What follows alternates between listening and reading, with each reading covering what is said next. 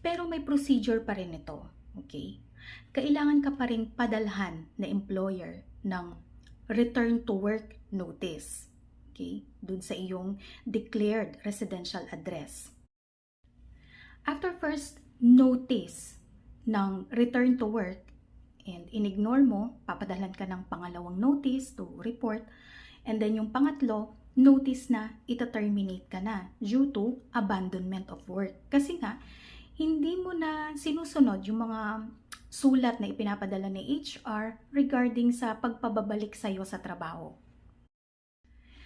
And itong abandonment na to, para magamit ni employer bilang valid reason para ikaw ay tanggalin sa trabaho, kailangang patunayan ni employer na ikaw ay may intensyon na hindi na bumalik sa iyong trabaho or posisyon sa kumpanya.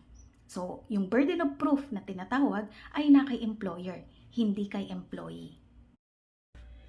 Ngayon, kung may valid reason ka, kaya ka nakapag-awol, halimbawa may family emergency o kaya nagkasakit ka ng mahabang panahon, halimbawa may 2 linggo, 3 linggo. So, may valid reason ka, kaya ka nakapag-awol.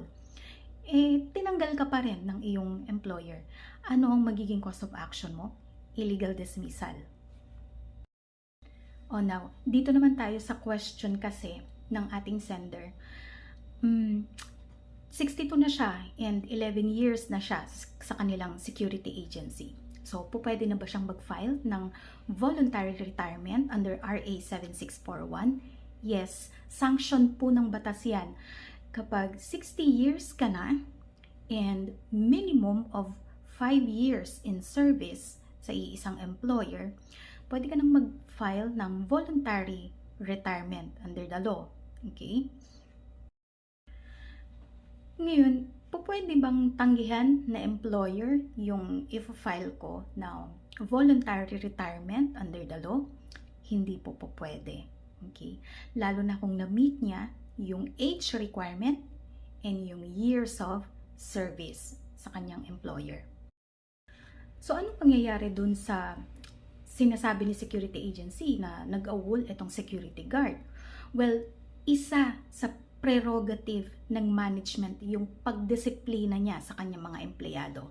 So, pwede pa rin mag-proceed yung disciplinary hearing or yung disciplinary procedure doon sa nagawang offense ng empleyado, which is prolonged absence without official leave. Okay?